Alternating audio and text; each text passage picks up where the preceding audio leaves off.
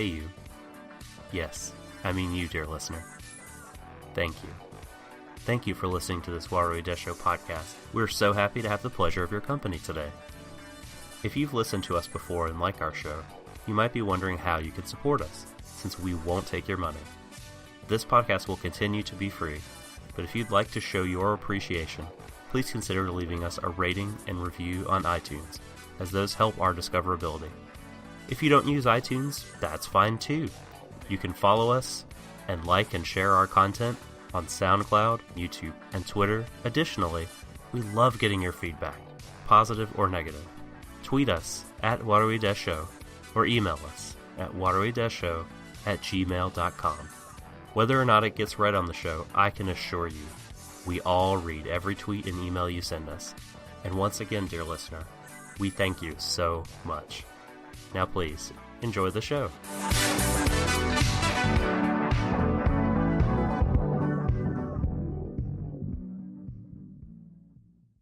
Warui Deshou. So darling, darling, girlfriend in a coma, I know, it's serious.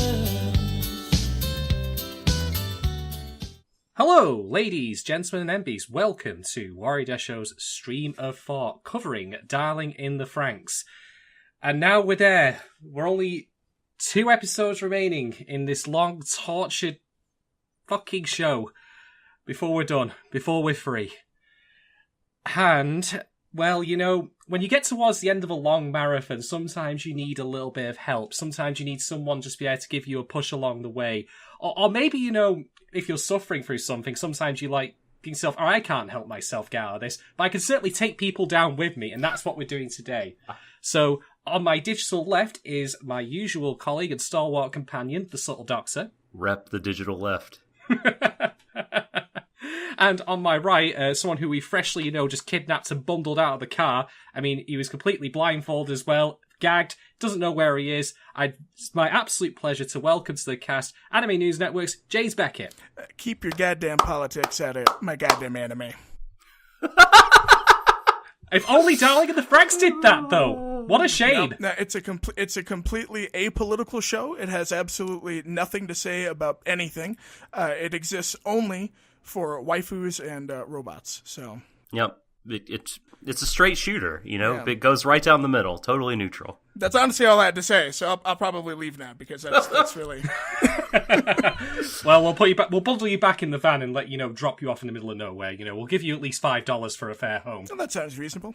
Yeah, we're nice like that here at Warui Deshou. So yes, we have a very special guest on today in the tradition of, you know, we had Emily Rand on previously, and it's great to have James here on the cast today to talk shop about this show. Before we go any further, James, would you like to introduce yourselves to people who may not know who you are and what you do? Yeah, I am James Beckett. I'm a freelance writer. Pretty much all of my stuff right now is found on AnimeNewsNetwork.com. I cover the Shelf Life column. I cover episodic streaming reviews. Pretty much everything you can imagine. If it needs reviewing, I'll review it. And one of the shows I've been reviewing for the past couple of seasons is the lovely Darling in the Franxx, which has been an experience, to say the least. And I've had the privilege, and I'm not being ironic, it really has been a privilege to talk about this show, disseminate my thoughts on it for the past 24 weeks, which is a little absurd to think about. But yeah, that's been... I threw up a little in my mouth then when you said that. I know. Yeah, it's just half a year. What's half a year between friends? Well, A lot of ways that could go. Yeah, exactly. James, for people who may not have read your work on Anime News Network, could you give us a brief summary of how you feel broadly about Darling in the Franxx up until this point? That is a very complicated answer that I will do my best to be succinct with. I think the comparison that I made in one of my recent reviews, that the more I think about it, the more I think it really encapsulates my thoughts on this show, is that of a Roland Emmerich movie. And for those of you that aren't familiar, I'm talking about like Independence Day, The Day After Tomorrow, 2012, Independence Day 2.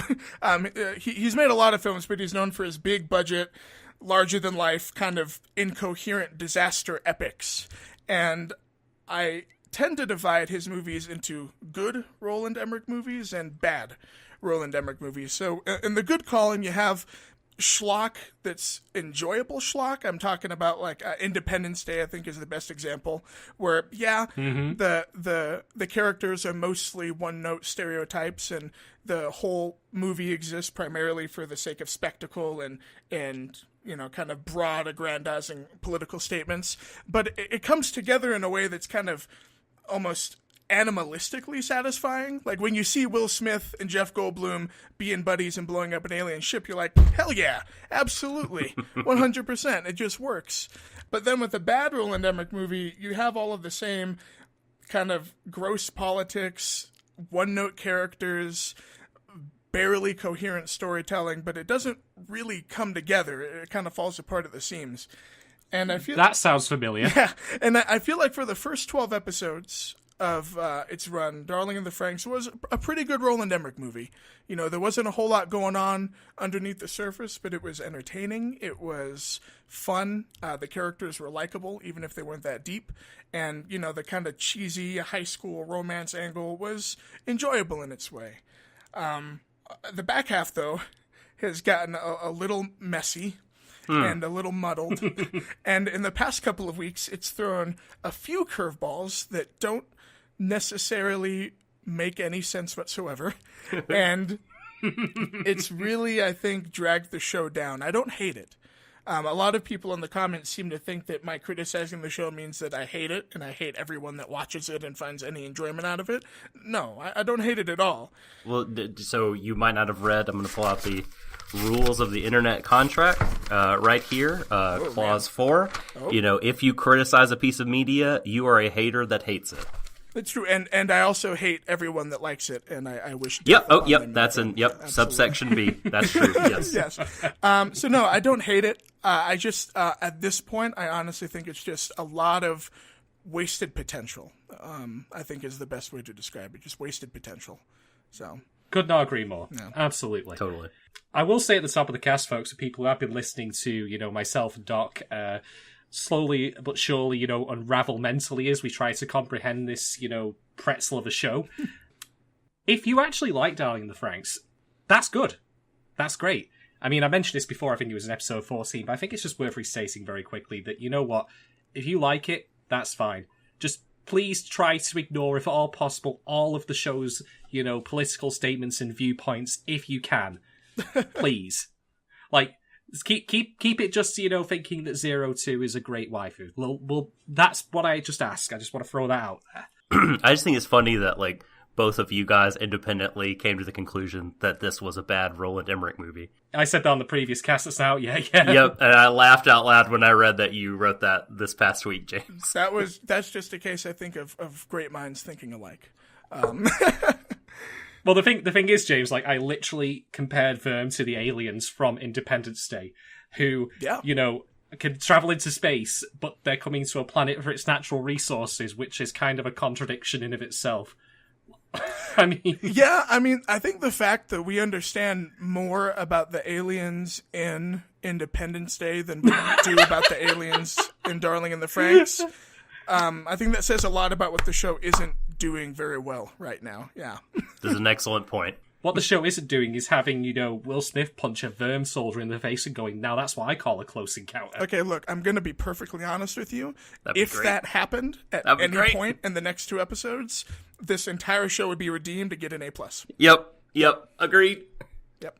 I would. I agree wholeheartedly. Is that anime Will Smith's music? What?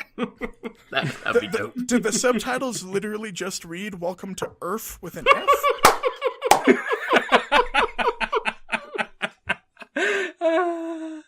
You reminded me of that amazing XCOM Let's Play I read once. Oh, man. Anyway, so, Doc, would you very kindly tell us about episode 22, Stargazers? Indeed.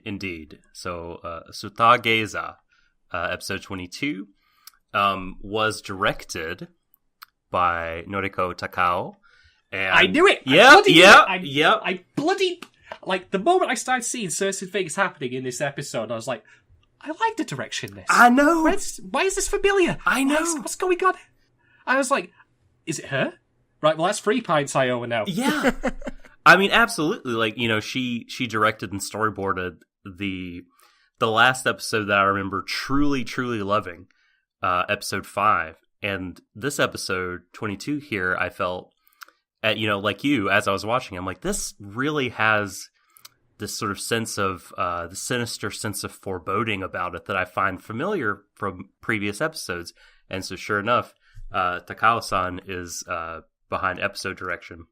And just to recap, for anyone that doesn't remember all the way back in episode 5 and doesn't want to dig that up, Takao CV includes series direction and composition on both seasons of Idolmaster, Cinderella Girls, and doing a lot of storyboarding and episode direction for stuff like K-On!, Lucky Star, Haruhi.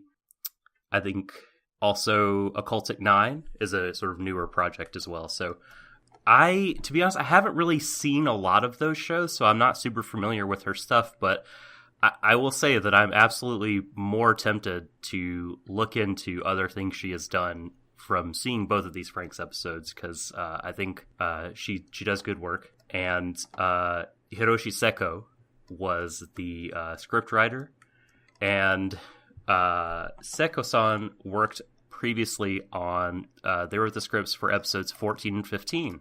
So, oh, great! The high watermark for like fandom controversy around the show. I have no idea what you're talking about. Controversy? What? Never. Not with this show. The last time Ichigo did anything of note. It's true. That's very true. true. Yeah. You've.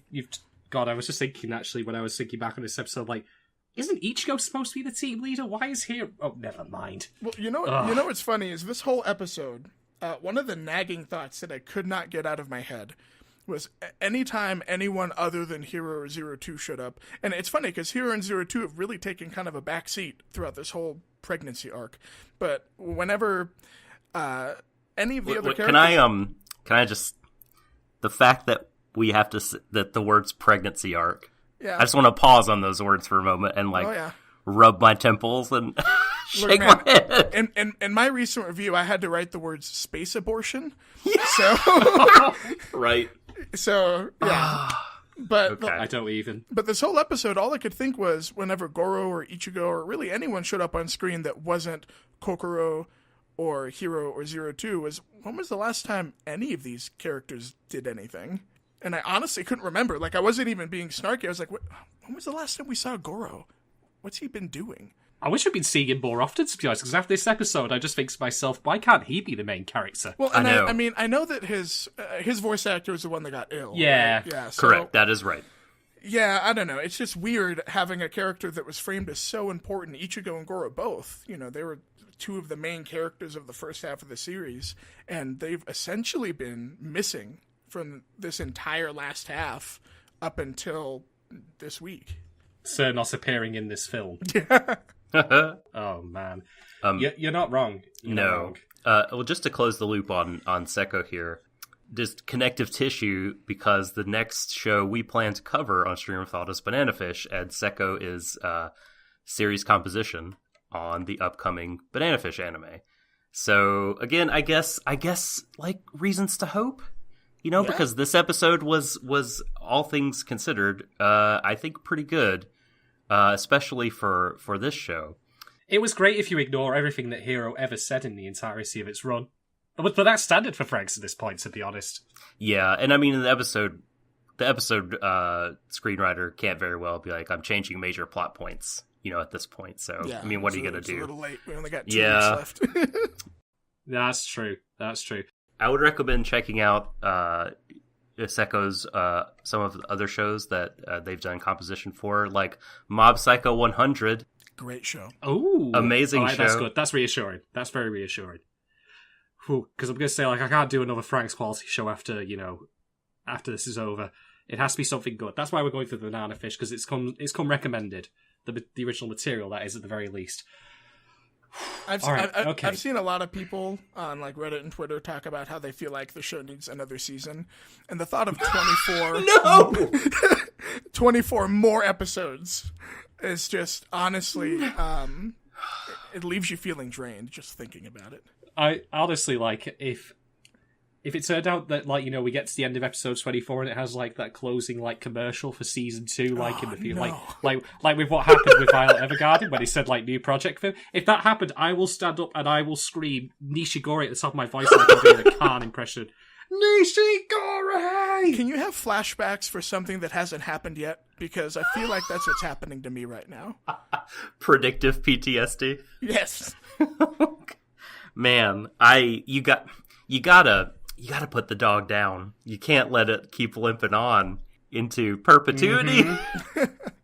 One can hope. Alright, so nightmare timelines aside, let us actually talk about Stargazers. And it opens with a line, which is, no one can swim in the same river water twice. And this is going to be a repeated motif throughout this episode, and honestly, it confused the ever-living daylights out of me when I first heard it. Well, so it's a paraphrase of Heraclitus, a Greek philosopher, who said that you can't walk through or stand in the same river twice. And it's meant to, like, convey that all of life is flux, all of life is change, there's no permanence, and, being is a kind of ever-moving thing, ever-changing thing. And, yeah, I guess, like, stuff changes in this episode, so, sure, it applies, but, like, I don't know. How do you feel about it being a recurring motif? Well, it's kind of an empty platitude, right? Yeah. Because really, the whole crux of the thought is everything changes. To which, most audience members will probably hear that line and go, "Yeah, and so what?" It's kind of something that Darling in the Franxx keeps doing, where it brings up ideas. Or it references ideas or thoughts or concepts or things that you might say resemble a theme, but it doesn't really do anything with them. It just kind of tosses them out there and says, all right, well, we talked about a theme. And so for this episode, it's just kind of Goro and Ichigo to a lesser degree just reflecting on, yep, things sure are different than they were before the aliens popped out of the sky and blew everything up. And it's such an obvious thing to say. Things are different. It applies in, like, the most broad way, not very specifically. All of the adults got their brains sucked out into space, I guess, and now you guys are trying to make a farm, and things are different. That's true. Same river. Can't do it. Okay. Uh-oh. Hiro used to tell me, like, I know. Of course he did. Where did he learn that, by the way? He's a avid reader of philosophy, is Anime Jesus. I know, like, what do they read? Has the show ever shown them reading anything other than that pregnancy pamphlet? I want to say there was one scene where there was Golden Bough, right?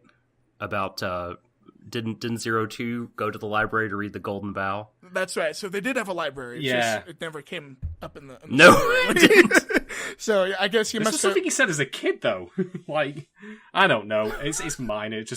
It's like the Gian reference, actually, come to think of it. Like, where did that come from? It's one of those things where the minute you think about it, the entire world of Darling in the Franxx falls apart. Because if they had a library filled with books, we'll probably talk about the whole ape dystopia or lack thereof later, so I'll save that for later. But it's one of those things where the minute I think about them having access to books, all I can think about is, well, at no point in reading any of those books did they come across anything resembling old human culture and old human relationships, because if he's reading philosophy from like ancient Greece, then one would have to imagine that there's other books that, I don't know, it doesn't make any sense. But moving on.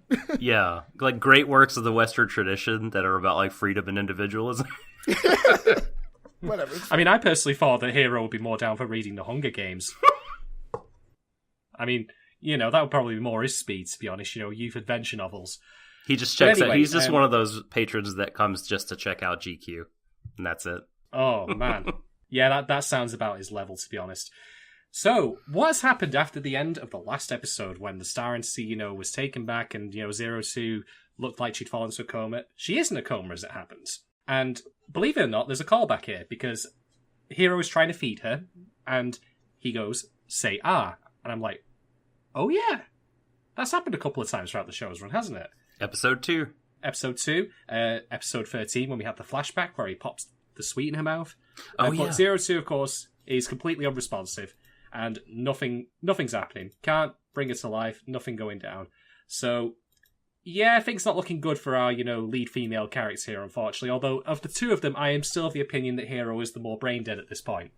Oh, absolutely. Yeah. Absolutely. I mean, it's not an easy, it's not an instantaneous decision like here, it could be open either way. So, what's happened in the intervening time after this episode is that they have decided, the back of the bird's nest, they're trying to, set up some sort of food source because... Wait, pause. Everyone lived! I know! Everyone lived! I knew it! I win the bet. Fucking, this show does not want to kill off any of its characters. It's too sort of enthralled with them, so no one will die. I don't know about that. I was gonna say, Ikuno is not looking so hot this episode. She's looking a little gray. Yeah, I was worried. I was like, okay, they're actually gonna, not really worried, but I was like, oh no, I'm gonna be wrong. Ikuno is gonna die last episode, but nope, she's still hanging out, still farming, despite whatever it is that happened to Squad 26 also happening to her here, losing the youth. But the implications of that are still to be seen. Mm-hmm. So the gang are all having a meeting in which they're discussing the state of their current facilities, like what food supplies they've got, if their filtration systems, water purification are all working, etc., etc. And generally speaking, everyone's, pretty much on board with helping out. We've got all the individual members doing stuff. Even Futoshi is doing something.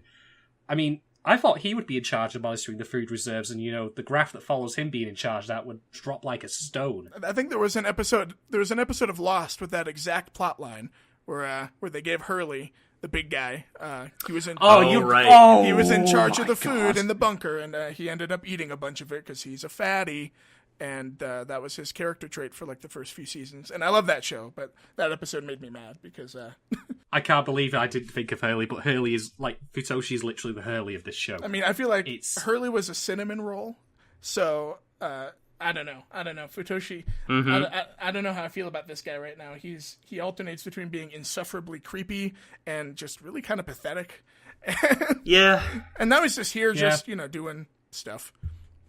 At least he had a somewhat socially conscious thought this episode. It's true. Should we stop using magma energy? I think he says it belonged to the Klaxosaurs. I'm like, no, it is the Klaxosaurs. It is them. They evolved into it. That was my understanding of the Franxx position from the last couple episodes. So yeah, I mean, it'd be good to stop using it. But I actually kind of like the conversation here between he and Zorome, because they are in, between a rock and a hard place. They have to do something objectionable, abominable to keep surviving, but it's what they have to do to keep surviving, really. It's very pragmatic. Well, honestly, I think this whole framework, this idea that they have to survive in a world without adults, that's genuinely really interesting. Mm-hmm. I would watch that for more than just an episode. I would love to see the challenges they face, the decisions they have to make, the setbacks they have. If we got a version of Darling in the Franxx that was just The Martian, but with a bunch of horny high schoolers, I think that could be a good show. That'd be great. Oh man, I need to rewatch The Martian actually. Oh man, that was a damn good film. But this, anyway, part of the cool thing about this episode was, to me anyway, is that it had the sort of diebuster, gunbuster feel, in that after a huge kind of cataclysmic event, the next episode, the political landscape and the social landscape has shifted so drastically. I predicted sillily in our previous pod that there will be a time skip. It wasn't quite that, but it was kind of that similar feeling of, wow, everything's changed.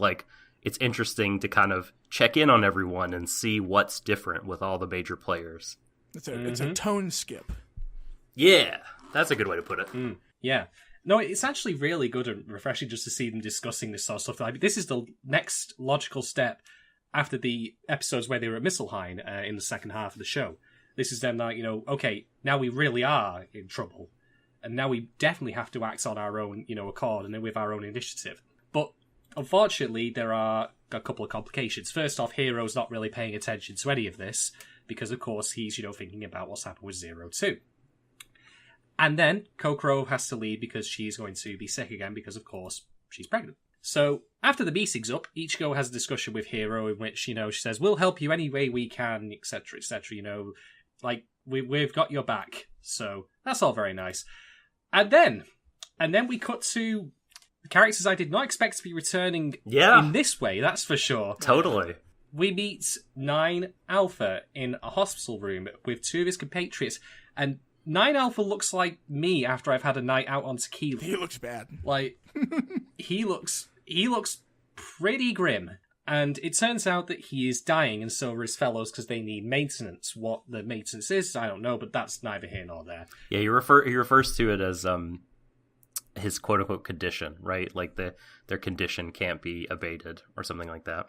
Mm-hmm. So, yeah, the 9s are still around, at least 3 of them are anyway. But, man, like, who would have thought that this show would have taken this route with these guys? I thought that, that, just to reiterate what I said previously, I thought that they were going to take them in just the cartoon villain way, like, we're going to stop you from, getting to the Star NC, and now they're actually, like, very pitiable, which is odd. It's a weird kind of show that can make them so cartoonish and then go completely background to making us feel a small touch of sympathy for them. You see, well, and honestly, for me, that's almost something that I think I would have almost rather had them be the cartoon villains, just because that's the only thing the show's done with them so far. Literally, all we've learned about them are that they're jerks, that they're clones of 02 for some reason, and then now they're dying and have some kind of illness. And really, I mean, again, I try to be optimistic, and maybe these final 2 episodes will do something that will justify the existence of these characters.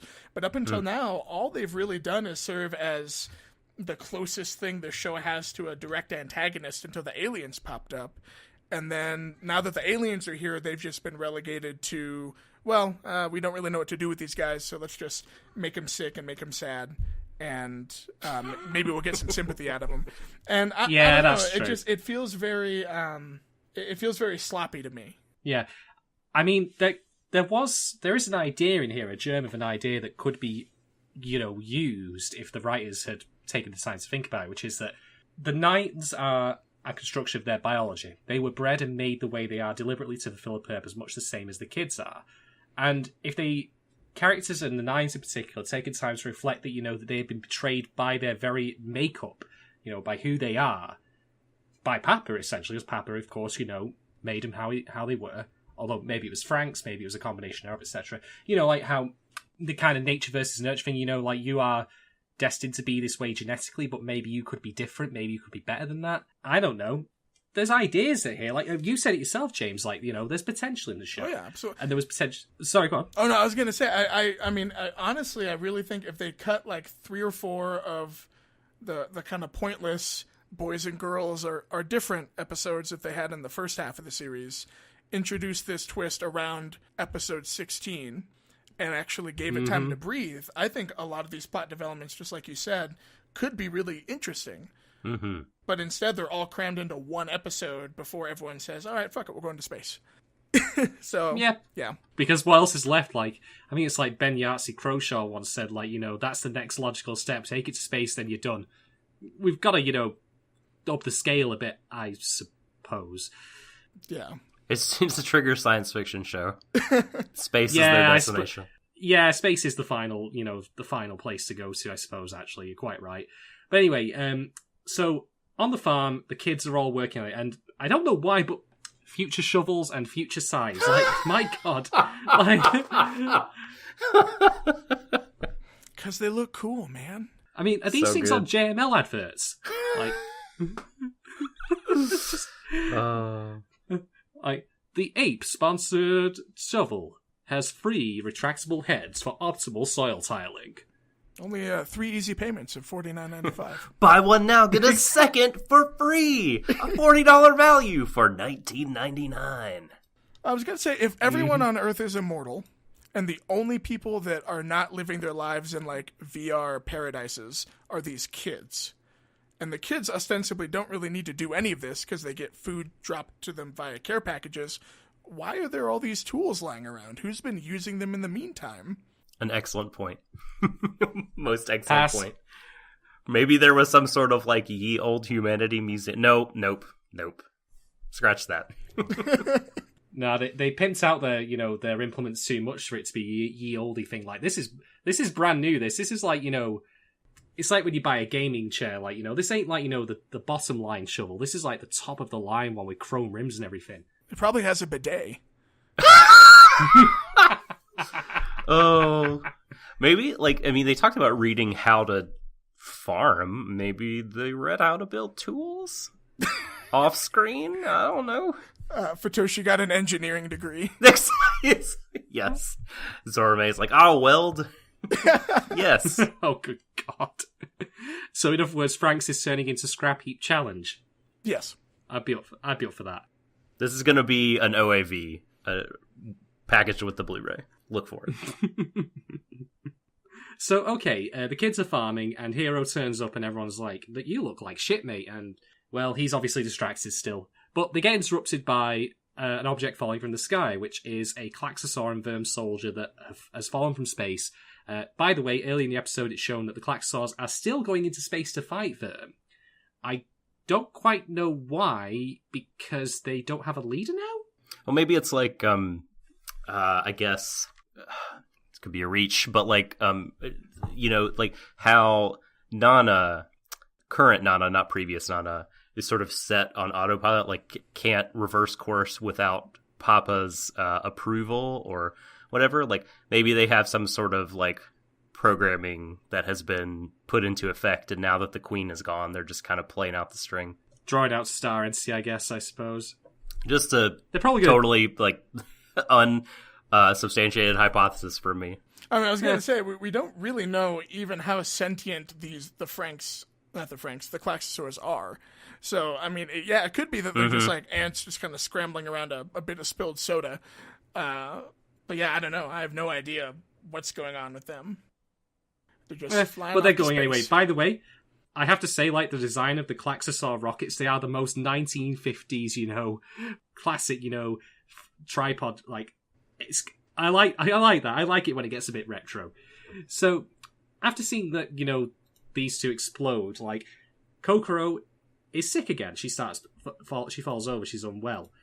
And so, we get to the scene in which, finally, she gets diagnosed as being pregnant. Nana, the new Nana, is there.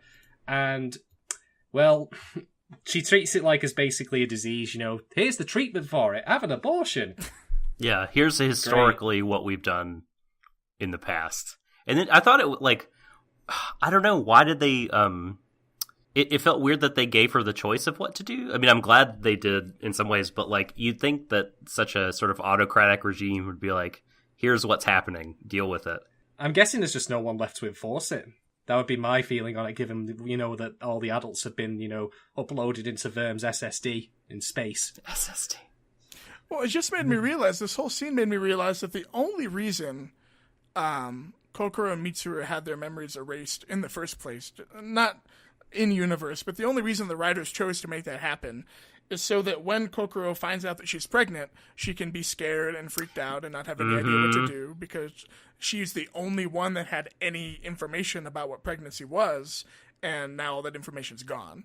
I'm assuming what's going to happen is in the next couple episodes, she and her lover boy are going to have kind of a difficult time trying to figure out what to do with this baby, but then they're going to, touch heads or whatever and get their memories back, and she'll be like, no, I wanted this baby the whole time. It's a beautiful miracle.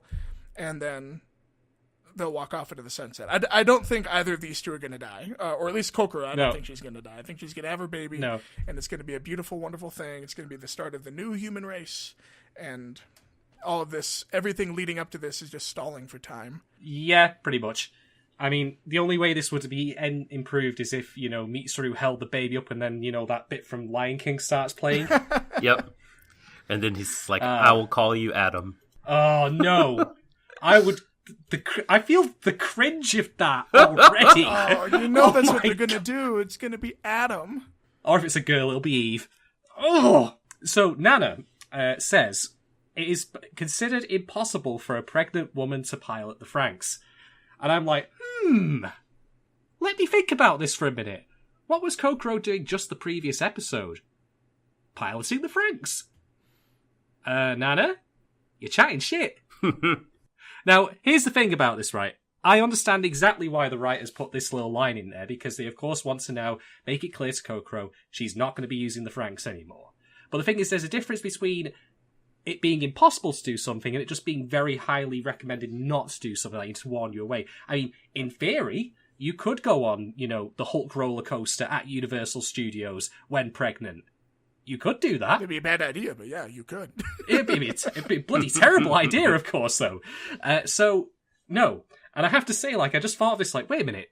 If this kid's developing a consciousness inside the womb, it's going to end up turning out like, Alia from Dune or something like that. It's going to wake up with all the memories of both her parents. Like, oh, God. Are you saying that Darling in the Franxx is going to try to make an argument about where life begins? Because I think if it's going to do that, I'm probably just going to have to wave my hands and say, I'm good. I'm good. Yeah, hit the bail out, hit the eject button. Roe v. Franxx. Nope, no thanks. So there were two things about this scene that I wanted to just touch on very quickly.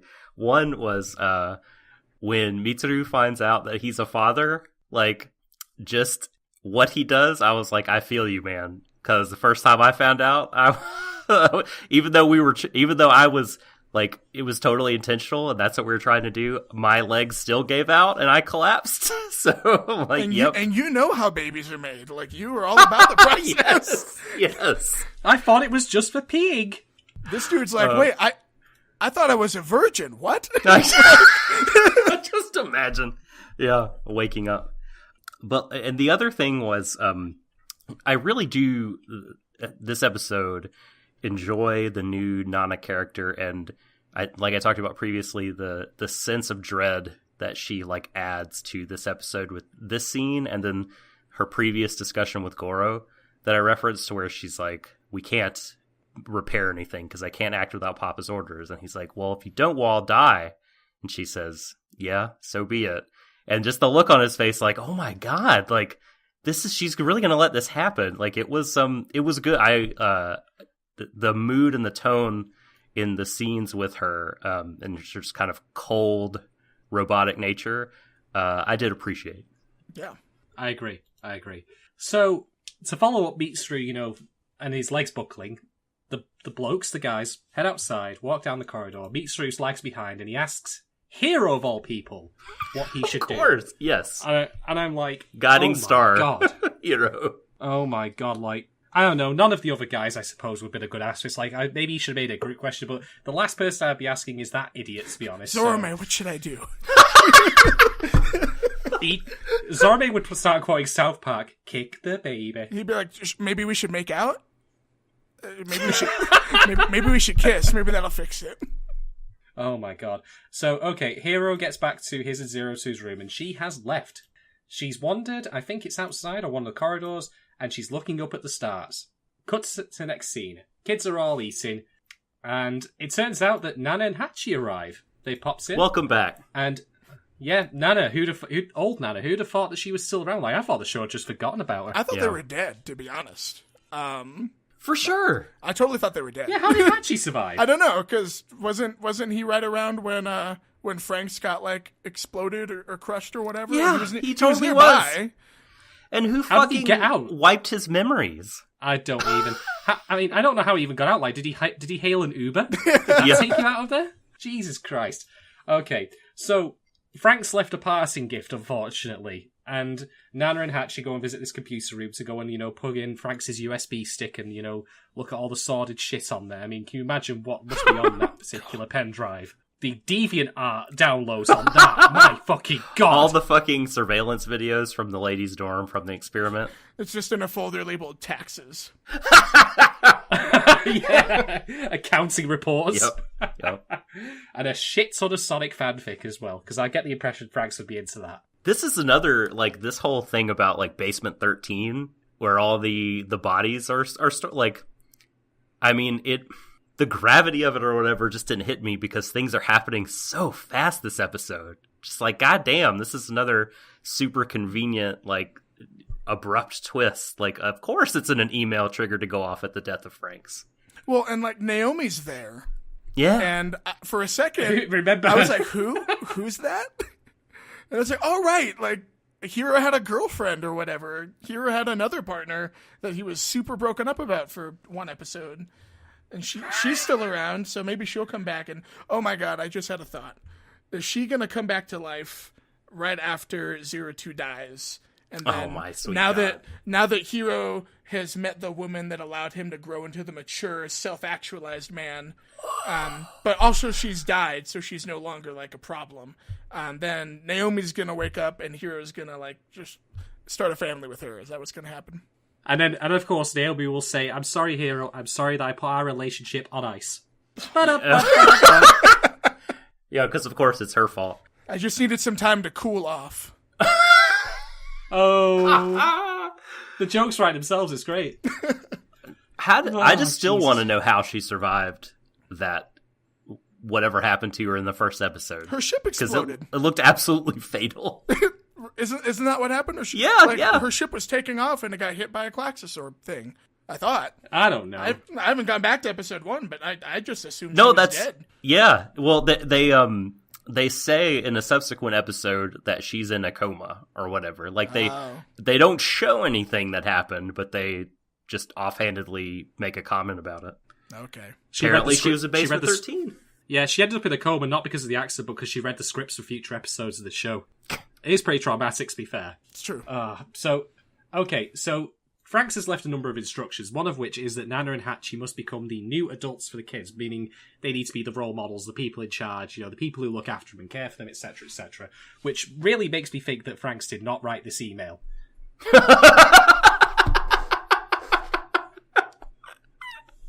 It does come across as like too sort of caring. Well, no. What Hachi didn't include was that there was an extra line that said, "By the way, in my locker you'll find a bunch of little cameras, and I've marked all the perfect places to put those cameras, and I want you to print out the pictures and put them on my grave." Please also grope Nana's ass for me while you're at it. Do it. Yeah, fuck that guy. I mean, even in death, and after doing this little thing, I still can't think to myself, man, Franxx was a complicated guy. No.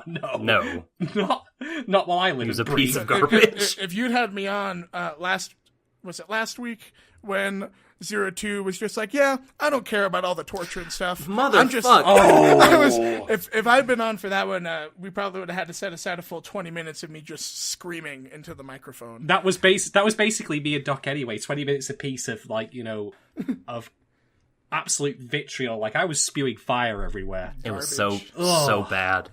So bad. Oh my God. I'm Fucking perfectly damn fine it. having been tortured for the entire, first 16 years of my life because it allowed me to meet the man that I want to bone. So thanks, Doctor. God. Yay! I mean, what next? Is OK Cupid going to start listing waterboarding as a meaningful way of, meeting your significant other? I mean, This just show, man.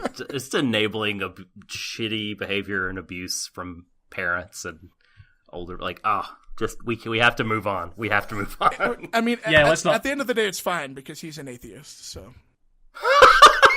Oh, that was. Oh Man. man, Oh man. so stupid. Well, speaking of Dead Earth and all that, let's not go over old ground here. Let's talk about old ground in the next scene. Hey, Hachi comes that's a and inspects- beautiful segue. Yeah. I tortured myself thinking about that. I was like, God, thinking on the fly. God damn it. But Hachi, it turns out, apart from, of course, having been a Franxx pilot and also, having done all the administrative duties, also pretty good at farming. Future Farmers of America, Hachi, club president. I know. What was he doing? Was he growing weed in his office or something? Gonna like make a that? cameo in the upcoming season of Silver Spoon. A young Hachi. So he has a look, and it turns out all the plants that they were growing, all the crops have withered and died. And Hachi speculates that this is because the magma energy has robbed the soil of life. Now, at this time I was watching this, I was like, guys, just go to Misselheim. You've got Misselheims in the plantations. You're good. You can grow stuff there. It's fine. This actually then turns out to be the case later, but funnily enough, like, I couldn't help but think to myself, because it starts raining in this scene, by the way, which is another good example of the mood setting here. Like, you know, it's literally raining on their parade. Perhaps a bit cliche, but still works. Yeah, effective. I just couldn't help but think to myself, is it just because they haven't irrigated it? Is that literally it? I mean... I don't know. That doesn't punch as hard as the planet is rejecting us. Yeah. So, okay... Yeah, the kids are all pretty dejected. If there's one thing that I have to say this episode is really consistent about, it's anxiety about the future. Yeah. Like, you might think, for example, like, as I thought, that Kokoro becoming pregnant was just like, you know, that whole kids of the future thing, and it still is to a very large extent. I'm not going to, you know, hand wave that away all of a sudden just because, you know, the writer is actually making good use of it in a different way. But, you know, how are our supplies doing? How are the facilities doing? You know, the war is still going on. Like, they can see it in the sky for a lot of the episode. Things blowing up in the distance. Although that does make me chuckle that Verm only decides to get as far as Mars before, you know, stopping off for, like, a lunch break or something. I mean, is there, like, a sign at, like, Mars orbit that says, like, last gas for, like, you know, 200,000 light years? 2 for 1 burgers. I don't know. Yeah, pretty much. Well, no, that's where they're going to go, and they're going to find out that the actual enemy are the Reapers. And the only way to defeat the Reapers... It's gonna happen, too. Fuck. Look, James, right, Mass Effect 3's ending was really, really bad. So don't say that because it could be true. I know. It's my favorite game series of all time, and the last 10 minutes of Mass Effect 3 genuinely broke me. Hero, what's your favorite color? Red, green, or blue? I mean, we all know it's red. We all know it's red. Yeah, you're totally right, actually. Okay, but yeah, like, this is a part of the script, right? But it's also part of Noriko's direction and, you know, and composition here that Dread for the Future is... I mean, for a start, like, it's entirely merited. Like, they have no authority figures. They're basically stuck out on their own now. Even when they were in the early episodes, when they were in Misselheim after, you know, the Battle of Grand Crevasse, they still had that safety net going of sorts. They always had someone they could contact. But that's it now. Like, the adults don't know any better than they do. They've got to lead the way. This, in my mind, is more the future kind of... The idea of, you know, doing something for the future that the show should probably have focused on, rather than, you know, having camera angles making it very explicitly that it is about Kokoro being pregnant, ergo kids. But I really do appreciate that they're at least doing it. Even at this late stage, they're still trying to do something good with this show, and they are doing it. So, thank God for that. Yeah. Oh, dear, oh, dear, oh, dear. However, there is, of course, still the hero problem, I'm afraid. The hero problem. Yeah. So, Goro's trying to, you know, convince Hero to, you know, get his ass in gear and actually contribute to this, because... I mean, I've never worked a farm myself, apart from, you know, making sure I've got enough pylons in StarCraft. But, I mean, breaking, like, rocks up and dirt, you know, is hard work. Because they're doing this manually, by the way, which does beg the question of why there aren't any, like, you know, automated machines. Whatever, that's minor world-building stuff. I don't care about that. Let's actually talk about the important things here. So, Hero, you know, is constantly, you know, worrying after 02. And she's stood out in the rain. I don't know if this is intentional or not, by the way, but this may very well be a callback to that line of, you know, it only rains when Papa commands it. I don't know if that's true or not. Like, I just thought, it just popped into my head. I was like, oh yeah. I hesitate to give the show that much credit. I mean, it's like I you know. said, they can do callbacks, you know, with the thing earlier, with the feeding each other thing. But that, I don't know. Maybe we'll give him the benefit of the doubt. I'll let him have that one. Indeed. So 02 is out in the rain again, looking at the sky, and Hero pulls her back in. Now, something we've neglected to mention so far is that 02 is spontaneously bleeding. She has stigmata. Cuts. Yeah. You have no idea how happy I'm, by the way, that it turned out she was not self-harming. Oh, That's I not know. the explanation for me. Man. I really thought this... At first I thought, no, please no. No thanks. But no, that's not the case. So, Hero takes her back to her room and is struggling to figure out what's going on. There's a really nice animation here, by the way, of him picking up the book that she drew, the reprint of The Beast and the Prince, with the pencil stuff. Like, they took a lot of time to animate this properly. I think that the storyboarding in this episode, like, there's a lot of fluidity and motion rather than it being stiff as it has been in previous ones. Now, what Hero finds when he picks up the book, which, again, I'm massively impressed by 02's photographic memory. Jesus Christ.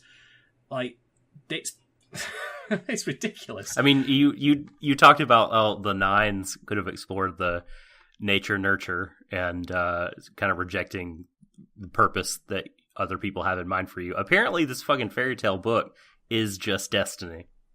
It is the things that will absolutely happen, and there's no way around it in the mind of our fearless protagonist here. Mm-hmm. So 02 has left the final page blank. And he knows why. He knows. Yeah. I actually really like this. I mean, I said before, like, about the idea of the Beast and the Prince being such a massive, like, Venn diagram overlap that it's not even, like, two separate circles as far as, their lives and that of the story goes. I mean, it is contrived that they would just happen to have that book as opposed to, I don't know, Rapunzel or something like that, but whatever. I really like that because now they're taking that, it is contrived, and then 02 actually has recognized it. Like, sometimes you take stuff that out of universe we, would-be anime curmudgeon critics might notice, and have the characters actually have that kind of self-awareness. Then not only have you solved, the idea of it being contrived by having it being hand-waved away, but then you also, get more drama out of it. So this is good. This is good stuff. So obviously she didn't want to pen that final page because then it would feel like committing to that ending. Maybe she just forgot to eat it, so she can't reproduce. This is true. Do you remember she ate the book? Reader's Digest. Sometimes I forget that she ate a book to commit it to memory. Hashtag 02 ate a book. Amazing. So, Hero, he holds close, what's going on? Why'd you leave the page blank, etc., etc. And then his horns are finally at some point sprouted out from under his skin, and he touches them to 02's broken horns, and he has a vision. The vision is of Star Entity, along with the Klaxor fleet engaging Verm in space. And there's a particular scene of Verm suicide soldiers blowing up in Star Entity's face, and when that happens, 02 spontaneously develops deep wounds on her. So Hero, because surprisingly enough he's not completely brain dead, does actually understand what's going on here. So, next scene. It turns out that there is a surviving Misselheim dome that Goro and... in fact, it may very well actually be the same one that our heroes had, because it was nestled in front of the giant handprint that the giant Klaxor left. The baby hand. The Stay Puft Marshmallow Klaxor man. The unexplained giant hand. What the fuck is that hand? Yeah. So Goro says we could use that, if we level all the buildings and structures and just, turn it over to farmland, we've got something. I would have thought they would have other plantations they could have done this with as well, but that's neither here nor there. Hachi says that, this did contain soil before the world turned to desert. But didn't you say, it was magma energy that stopped this? If you divorce it from its source of magma energy in the earth, then it shouldn't... Whatever, who cares? Again, this is minor, who cares? So, while this is happening, Hero comes in, he's like, I need to talk to you all, I've got something to discuss. And, the gang again is all celebrating and talking about how they finally have a plan to, get out of their farming crisis so they can have a source of food, because their supplies that they have, of course... The human race is saved. Let's celebrate. Indeed. And then Hero comes in to, say, well, what about me? I'm going to space! Yep, Hero is going to go to space. Because apparently Sarah Kerrigan left the spaceship? Yeah, it's just lying there. It's just her just a little gift. Yeah. That Hachi is able to access for some reason. Because he's also a master programmer, a hacker. I don't even. And Klaxosor ships use the same coding language that modern human technology uses. Whatever, it's fine. Exactly. Why isn't he fucking the leader? Jesus. Honestly, it would make more sense. And not to be nitpicky, but it would make a lot more sense if it was a Verm ship. Because at least some of the 8 members were from Verm. It's heavily implied that the technology they built up was Verm technology. So it'd make sense if Hachi, having learned to operate ape technology, discovered, oh wait, it's actually the same stuff inside the Verm ship, so I can actually access that and that can get you to space. But they don't have time to develop any of that because they have to cram everything into one episode. So it's like, oh no, the Klaxosor princess left us a ship and we can turn it on. Or, I raise you, Ape were staying on a space station and the Nines travelled up there at one point, so they clearly already have spaceships that can breach, Earth orbit, Gainsworth orbit. Also true. So just use that, I guess, but... Oh, whatever. Maybe Sarah Kerrigan was feeling generous and just left the keys in a cup somewhere. I don't know. Well, the power of Hero and 02's love was so transformative that she gave them the keys to her car. Yeah. So. Oh, is it one of those, like, parties where you leave keys in the bowl? As you, no. No, let's not have that. Zorome just steals all the keys. It would surprise me. He wouldn't do anything with them. He wouldn't actually take the cars. He'd just, like, keep them for himself like a magpie. He'd make out with them. Yeah, he would. He would try eating them. I love you two so much. Is this what Give you kissing my car. Is this what kissing is? Why won't anyone tell me? So good. Dude, where's my Klaxosaur? Oh, yes. I hate you. Sorry, Doc. I had to do it. Ashton Had to do Kutcher it. just shows up. Oh, Hero is Ashton Kutcher. We already know this. That's true. Yeah, exactly. Okay, so something I just want to very quickly address here. Now, you before, James, did say that this has not been a time skip. That some time has passed, but not that much. One thing this episode does not do as far as the character writing goes is, apart from one bit with Miku, when she says to Hiro, are you going to be okay with 02? He's like, yeah, I'll be fine, just leave us alone, etc. None of the characters really have said, like, is she okay, like, or have expressed real concern for her, which I find a bit concerning, because what happens in a bit is one of the most egregiously offensive lines this show throws away. I didn't think it could keep innovating in being stupid like it does, especially with how Hiro acts shortly. But I do have to say, like, I can't really let the other characters off the hook, because I get very much, like, that they need all hands on deck to solve, the food crisis and all that, to solve all the problems that they have mounting up just to ensure they have, like, a stable future. But it wouldn't kill them just to, like, say, is she alright? Like... Well, this is the flaw of... I mean, if anything, this is the fatal flaw of Darling in the Franxx's relationship writing, is that as far as Darling in the Franxx is concerned... the ideal relationship is one of utter codependency. And so the only person that needs to be caring about 02 is Hiro. And in fact, if any of the other characters care too much about 02, and if she developed friendships with anyone other than Hiro, that would upset the codependent narrative. And so what I've noticed is ever since the Ichigo 02 drama that got everyone all riled up was resolved the next episode in 15, the cast only interacts with 02 when it's convenient, when it works for the plot. But none of them have built any relationships with her. None of them have built any rapport with her. None of them seem to care about her outside of her status as the other half of Hiro. And so within the show's language, them caring about Hiro might as well be as good as caring about 02, even though we as adults that know what real relationships ought to be like, we realize that, it's kind of weird that you genuinely seem to forget that 02 exists unless Hiro is being sad about it. Yeah. There have been the odd moments here and there, like Ichigo and 02, like having that rapport in the Goro-focused episode. The bathing scene of all things with Miku and 02, like, bantering. Yeah, but all these happen. All these happened before the fucking shitstorm in 14-15. No, the Miku right? and 02 baby scene happened after. Okay, that was in episode 16, I think. Okay, or 17. Well, relatively soon, I guess. After that, I guess my point was saying that is that part of me wonders if, like, they're keeping them apart to avoid more outrage, backlash type stuff. If they're just like, well, this was a real hot button, so we don't want to, like, push that. Like, I mean, I them, genuinely think it's that the show doesn't necessarily care about 02 having a relationship with anyone else. Like, it gives us a couple of scenes that, show us that they're all friends now, so it makes sense that they fight together and that they're willing to sacrifice themselves to help 02 and Hiro.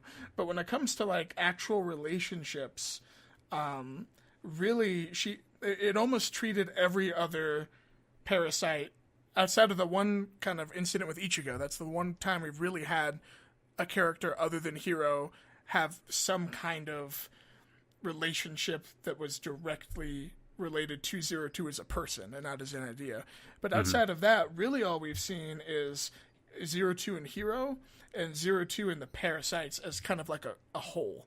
And the only thing that 02 and parasites relationship has done, at least for me, is that it's shown that, now that she's with Hiro, all of her monstrous qualities have been tempered, and now she can fully integrate into society, and she can interact with the other kids as just a normal, regular girl because Hiro has given her that fullness, that wholeness as a person. But outside of that, we don't really see much. The way you framed it about the codependence being kind of ideal in the shows is actually really, really good. I hadn't kind of quite put that together in my head, but that seems pretty accurate. Like, yeah, just like, I don't know. I mean, I think so many of the characters, like if they would just talk to each other, like if there were open lines of communication, and we do get a scene like that later on, though. The group cared about each other, like directly, and like it would solve, I guess, so many of the issues in the show. But maybe that's why they don't do it, is to kind of manufacture the drama. Well, we'll get to that because we do have that scene. Yes. Yeah. Oh my god, that, like, just watching that scene later between Ichigo and Goro, like, I felt like I'd just been teleported to a different universe. I was watching, like, the alternate version of the show where it wasn't a complete waste of my time. Holy crap. Like, that was good. Okay, we'll get to that. There are a few, I feel like there are 2 or 3 quite spectacular scenes at the end of this episode, or near the end of the episode, that I want to talk about. That's certainly one of them. Mm-hmm. I do have to say, by the way, just as a small detail kind of thing that I noticed, when Hiro is discussing with Hachi, like, about the fact that Verm are all around Mars and that's where the Star Entity is, this is such a weird, silly minor detail, but it made me realise again that, when the writers want to be, they actually do know their shit, which is that they have a graph or a diagram of the projected path that Hiro's spaceship would take, and it actually has to go round the moon and circle back round again before propelling itself to Mars, which is a gravitational slingshot. If you've ever seen Apollo 13, the film, and I know that makes me sound incredibly old. No, that's what I thought about when I saw that too. I was like, oh, just like Apollo 13. Yeah. I think it's also was a thing in The Martian, funnily enough. I'm sure that they, the Ares ship uses that I think back. that's how they got the supplies to him within a reasonable time frame, is they had to like slingshot it or something. Yeah. So credit to Franxx for doing that. In fact, so I have to I know this is going to sound like a bit of a tangent here, but I complained in episode 17, the Franxx position one, about how the fuck Franxx and Karina knew, like, what they were talking about the immortality thing. But I completely forgot that it's mentioned in the episode that Karina is actually a specialist in telomeres, which are, genetic markers associated with aging. So again, kudos to Franxx for actually getting its science accurate-ish when it wants to. Or when it needs to, rather. So, yeah, I take that back. I apologise to this show, which I know if I'd say. I'm losing my touch, aren't I? Shit. Alright, anyway, before I, make a fool of myself even more. So, okay, Hiro explains to everyone what's going on. Now, it was established previously that when you use a Franxx, the woman's soul gets uploaded into the machine. And for reasons unknown, when Hiro and Zero Two piloted the Star Entity, Zero Two's soul was locked inside Star Entity or Australasia, or a combination thereof, doesn't really matter, and did not get put back in her body. Now, the funny thing is like, in the run-up to these closing episodes, I thought to myself, what is the one thing they would rip off from Star Trek? And I thought to myself, it's going to be the ending of Wrath of Khan, where, they're going to put Zero Two's body after she dies into a tube, fire her out as Hiro's giving the Kirk speech of all the souls I met, hers was the most human. Amazing Grace plays on the bagpipes in the background. Yes, exactly. But it turns out didn't Franxx have a line like that right before he died? You're right. It's like, when did she get so human? Oh yeah. And then... bollocks! You're right. That was so stupid. Before she rode the snake, as it were, into the snakeosaur. Yeah. But no, it turns out that the Star Trek thing they're ripping off is the search for Spock. Her soul's elsewhere and her body's here. We've got to reunite them.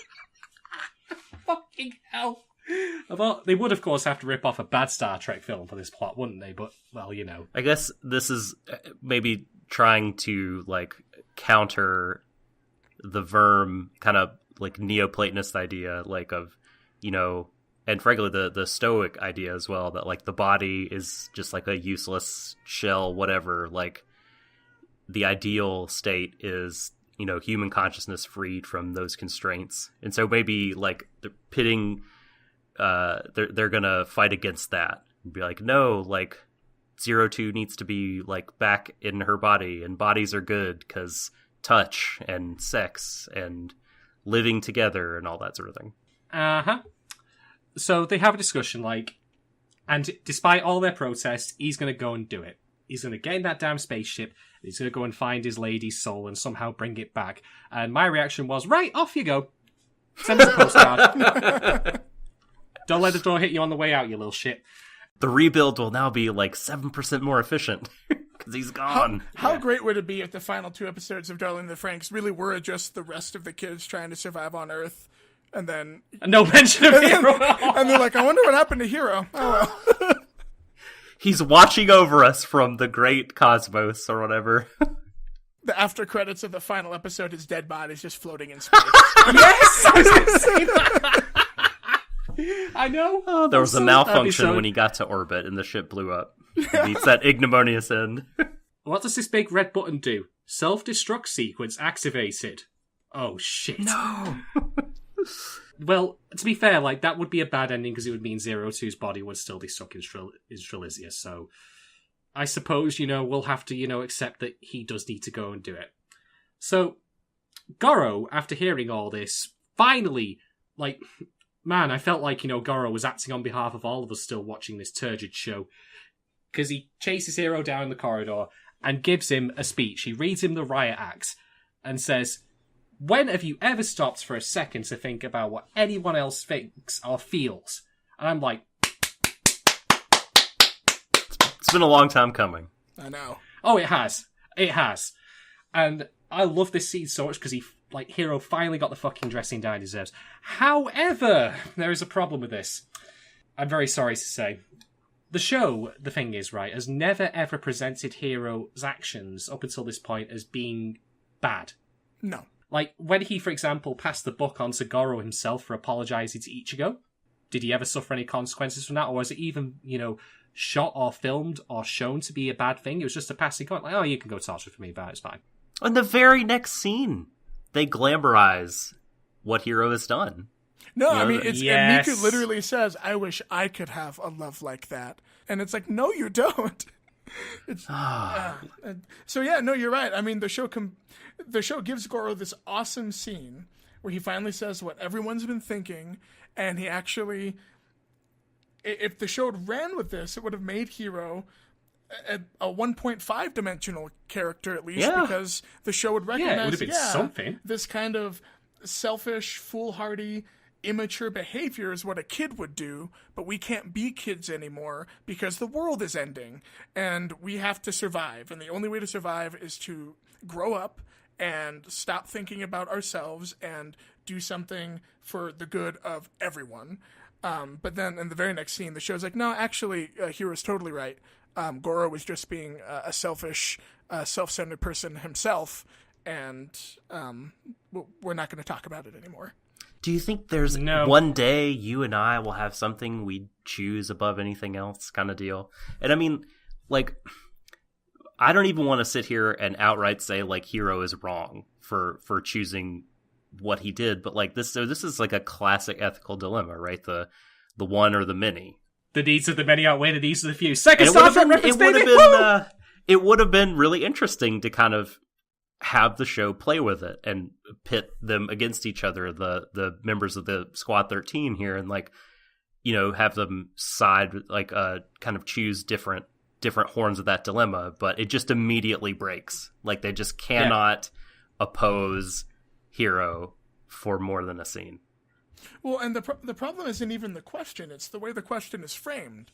For anyone out there that has children, I'm sure if they're presented with that question, if you had to save a whole busload of people or your child, your choice would be your kid.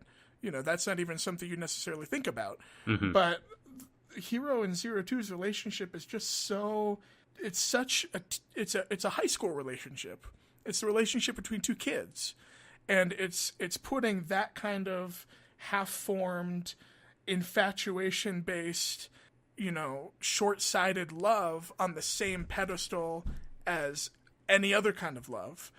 You're so right about this, and the solution that he's come up with, the theory, is as half-baked as the relationship. Yeah. You know what I mean? Yeah, There's no exactly. solid proof that anything that he thinks is actually true. Whereas Yeah. we're starving right here, right now. Yeah. There's a couple of things I especially like. Just to follow what you said there, the way this is framed is, again, following the Beast and the Prince, it's a fairy tale. It's sanctified. It's almost holy, even. That which has been eaten is sanctified. Yeah. Now, that being said, I'm actually going to mildly disagree with your statements here, because there is no need for Hero to stay, to be quite honest. Like, the kids have been getting on along just fine. There's enough of them that they can make the farm work. Now, am I saying that he should be excused from contributing? No. He should be getting off his ass and doing it.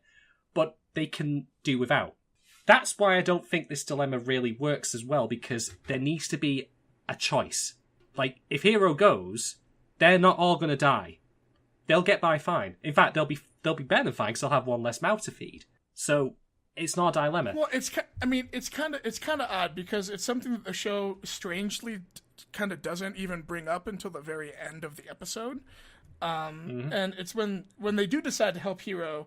I can't remember who it is, but one of the parasites kind of has a throwaway line where they're like, "Yeah, well, the Verm said they were going to come back, so we have to deal with them eventually." And that's when I realized, oh right, the Verm did say they were going to come back and kill everyone. So really. And it's a failing of the writing, I think, because really the kids do kind of have to go, because they're the only ones that, as far as we know, have the capability of actually fighting the Verm. But the show forgets to address that, and like you said, it frames that choice specifically as Hero's choice to save the woman he loves, instead of helping his friends start a new life on Earth. When in reality, at the end of the episode, the kids kind of remind you, we actually don't really have a choice. We have to go fight the aliens or they're going to kill us all. So we might as well go with you. So it's weird. It's really weird. Like, I think perhaps it might help you to think about the choice in this way. Like, it's not necessarily like all will fall apart without, you know, the 10th worker. Like, that the 9 can do it fine or whatever. But that he is like abandoning them when they could use his help to follow like a ridiculous sounding story that he has come up with all on his own and that there's no evidence for. You know what I mean? Like, that he would do that rather than helping them survive. Mm-hmm. So I think maybe that's why like they're so offended. Oh, I'm not saying they shouldn't be. No, don't mistake me here. I'm not saying they shouldn't be offended or shouldn't think that he's a fucking nitwit for doing it. But pragmatically speaking, there is nothing to be lost by him going. There's nothing stopping him. This really should be written differently, and if I were doing it, I would have had it be that, remember that spaceship they got? They keep saying they need a power source for like various facilities. Maybe they could scavenge it from that. Oh yeah. But then of course they can't use the spaceship. There's your dilemma. Job done. Yeah, that would have been probably that would have been good, more technically like effective and correct and everything. Yeah, that's good. That would have worked. But I don't know. I mean, I don't know. I mean, when you're starting Civilization from scratch, right? Not to get too like in the weeds with this silly argument, because ultimately I do think you guys are right that like by the end of the episode we find out that this wasn't actually a real dilemma. But like when you are starting Civilization over, the difference between one person's labor, like and not having it, like when the labor force is so small, I mean, I think it can be pretty crucial. You know, I mean, Kokoro is going to be laid up and pregnant. Ichigo could get sick and die, or not Ichigo, Ikuno, because she's looking pretty worn. And Ichigo has been, she collapsed at some point in the episode. So I don't know. I mean, I do think like his work and effort like was kind of important and essential, and you can't really take that stuff for granted when Civilization has collapsed. Oh man, well, I'm coming to you then for to run our Walking Dead-esque society when we get to that point in the future. You're going to be the village elder, Doc. Noted. We're only a few months away. It's looking like the zombie outbreak's going to happen anytime now. Nah, don't. Let me tell you guys today about the Carter prediction or the Carter. Anyway, I'll say that for another time. However, all the technical stuff about this dilemma not really being a dilemma aside, there is something that is said in this scene that just made me took my breath away. I'm ready to hear it. Let's hear it. So Hero says, "If 02 will not smile for me, I would rather be dead." And I just thought to myself, holy shit, you absolute fucking wanker. Mm-hmm. Where do I even fucking begin with this line? It's awful. It's probably the single worst line of dialogue that the show has produced. James, you won't have heard it yet because it's not out, but in our 21 podcast, I basically said that this show runs against the grain of a lot of anime shows in that it doesn't tell its protagonists to be better, it says that other people will be worse for them. Mm-hmm. That's the way it goes. It's not challenging Hero to be a better person, it's challenging others to come down to his level. He's dragging people down with him. Yeah. And this line, to me, felt like it was doubling down on that in a way that just utterly blew my mind. Like, for a start, I would rather be dead. I might as well be dead. Hero, look at 02.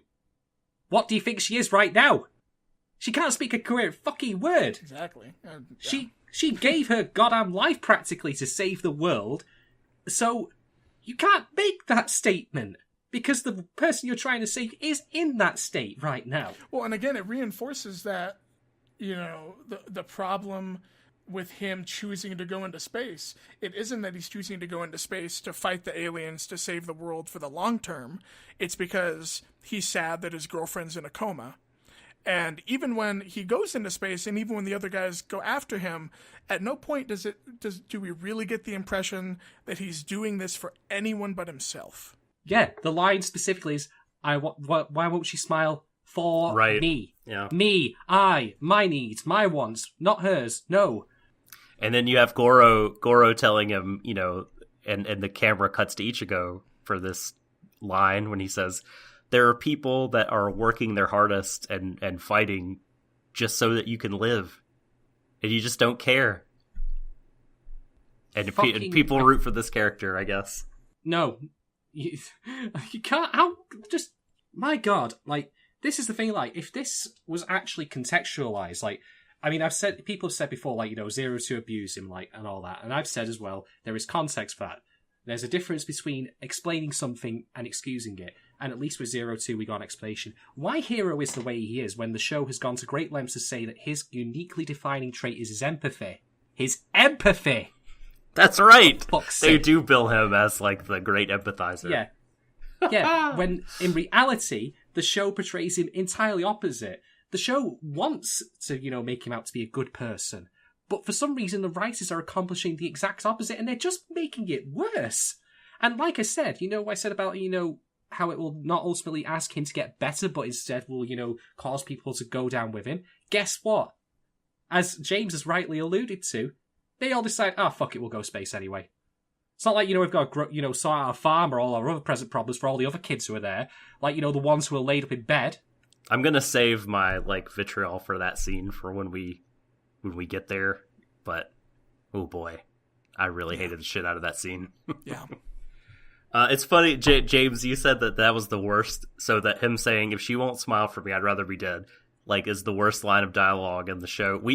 There's a hall of fame of terrible lines of dialogue in the show, the previous episode, thank you for creating me. That one's up there. Yeah. Oh, yeah. The one where Hero calls 02 a monster, that one's up there. Well, and I think for me, what makes this one so especially bad, we'll get to it in a minute, it's that for just a brief moment, you really do think the show is actually self-aware enough to realize that Hero is in the wrong. Mm-hmm. That Hero is being selfish and self-centered, and that the other characters are pointing this out. But in the very next scene, the characters essentially say, well, we're really just jealous that we don't have that. Yeah. And it's it's just enough to, I don't even know what to say to that. I don't know what to say to that. I know I'll say it. James, for those people at home who are listening, we're doing this on Discord, and James's profile is of Saitama from One Punch Man, as he's, saying okay in response to Boros going my armor's like this and this. And that really is my face watching this. It's the perfect reaction image for so many things I've discovered. It's yeah. Oh, man. Alright, so that whole interminable bullshit wraps up. And the kids are having a discussion outside, saying, what are we going to do? Goro is sat looking at the dead flowers, the dead, crops, and Ichigo comes and joins him. And I swear, like, this show is like Whiplash, because we go from something truly wretched to something good. Something I have been begging this show to give just at least once, which is just to simply have two characters sit the fuck down for 5 minutes and just talk. Holy shit. What a concept. You wouldn't think it'd be so difficult to do that, but it took 22 episodes. Just fucking Christ. But I really like this scene. Like, one of the things I really liked about the direction of this is that we see Goro, like, framing his back, right? And he's just sat down, and then after Ichigo sits down, we get the same framing, the same angle again, but she's now sat next to him, exactly. And I really liked her filling in that gap there. Like, for all the fact that these two are not a couple and will probably never be, to be quite honest, like, Ichigo and Goro, in my opinion, are without, considering things like comic relief and all that, like Zormi is, they are probably the best characters in the show. Like, they're the ones who actually, for the most part, act like regular human beings who have fears and anxieties, and they try and challenge each other over it. Like, remember the Goro-focused episode in which he confessed his feelings to Ichigo, and they just talked things out and, said, like, let's rely on each other a little more. The halcyon days of episode 9. Well, and can you and it just, I can just remember back when Goro said essentially, look, I just want to let you know that I'm in love with you, and if you don't reciprocate those feelings, that's okay. I'm not going to push you. Oh my god. I'm not going to make it awkward or a big deal. I just wanted to make sure that you were aware of how I felt about you. And Ichigo reminded me of that. And then Futoshi followed his example, right? That's what happened, right? I don't know what's going on with Futoshi. Like, I really don't. Well, his girlfriend's rotted away. Do-chan is no more. So. Do you know about Do-chan, James? No. Okay, so in one of the previous episodes, I don't remember which one it was, but Futoshi is in the boys' bedroom, the dorm room, and he's climbing out of his bunk. Oh, and he has like a baguette. He has like a loaf of bread. Why does he have a loaf of bread? Are you telling me that he cuts a hole in the loaf of bread? Oh, no! I am telling you, that's what happens. Because it would explain so much. Heat it up in the microwave first. Oh, no. Wait, so you're telling me, and when he was suffering from a quote-unquote eating disorder, what was really happening was he was so distraught about the fact that Mitsuru and Kokoro were together that he just had to hoard more food to cut holes into. Pretty much. It's the George Costanza of this show, bringing food into the bedroom. It's the summer of Futoshi. No, it isn't. Never. No. He flew too close to the sun on wings of pastrami. So is that Nana's going to walk in on him masturbating, and then the whole... We can only hope. The whole group is going to have to make a bet. Is Futoshi's favorite film American Pie? Oh, yes. Yep, you know it. I feel like what we just discussed was like me going through the fucking Stargate in 2001. Holy shit. Alright, let's get back to this actual episode before I, I transcend and leave my earthly body. Holy shit. Alright, so, Goro and Ichigo, they're discussing what's going on. I really like this conversation. I like that they actually had it, for Christ's sake. Like, it's overlaid with a really nice montage of all the other characters, having their own anxieties, including Nana, who... She's been wheelchair bound, but she's not actually physically, she's not paralyzed or anything. I think she's just, it's psychosomatic, I guess. Or perhaps just weak from, things that she's been through. I can't remember if there was some sort of attack I thought or whatever. Maybe she was going through the same kind of aging process. Right. Yeah. But we don't really know how that works, and so No. I think like this scene with Nana is like is incredible. Where she gets out of the wheelchair and comforts the child. Yeah. Yeah. To me, this is like one of the best scenes in the whole show from a character acting standpoint, because you have her hearing the child crying, and her first thing she wants to do is go into the room to see. and she bumps the wheelchair on the door and backs out, and that's her first time to hesitate. And so this is kind of, to me anyway, the message was like, maybe I'm not the right fit here for this. Like, I'm supposed to be, you know, my role is to be the adult for these kids, but I just don't know if I have it in me. Maybe I'm not the right fit. It literally is a threshold that she has to pass herself. She has to, cross a line, to make effort to stand up and go over to the child. And then, you know, when she first puts her hand on the child and pulls back, I was just like, that's remarkable to me, because I feel like she's still kind of hesitating, and she can sense the depth and breadth of the suffering that this child is going through. And when you see that kind of pain, I think you know that to offer comfort, you really have to commit yourself, and that pain is going to come on you as well, and you're going to feel it, and it's going to be heavy, and it's going to hurt. And so she has that moment of hesitation before, where she pulls back, and then she you know, dives into the hug. Yeah. And that was wonderful to me. That's empathy. That's real empathy, adult empathy. And it's so strange that in an episode that struggles so much to convey even a modicum of Hiro's empathy, even though, like you said, that's like his main character trait, in one 1 minute, 2 minute long scene, we get a perfect or nearly perfect representation of what it is to be empathetic. And it's difficult and it's scary, and you don't know if you're going to completely fail and make things worse, but you reach out a hand and you take someone else's hand and you try. And the show's been trying so hard to get that same message across with Hero and Zero too, but it's just so clumsy that it rarely works. But in this one moment, it was, I mean, it's like you said, it was almost breathtaking how well done it was. Yeah. I'll add as well, like I mentioned in one of our previous casts about H-Bomber Guy's idea of, you know, the person coming out of the machine. And Nana has been indoctrinated her entire life into, you know, not giving a shit about what the kids under her care think. She's just a military officer. And indeed, we've had many scenes of that. Like when Kokoro's, you know, saying like, but we don't have to pilot the Franxx. We do things like, no, that's all you're there for. So coming off that wheelchair and finally taking her own steps forward, that is her coming out of the machine in a way. That is, you know, empathy and kindness will eventually break free of, you know, those kind of, you know, controls and, you know, brainwashing even that's been inflicted on her. It's amazing when this show tries it to do it can accomplish by doing so little. And I again have to praise Noriko Sakawa's direction on this. You're right, James. It actually is almost tragic that it could do this in a single scene with a character who's barely been on my radar for much of the show, and indeed I thought had disappeared entirely.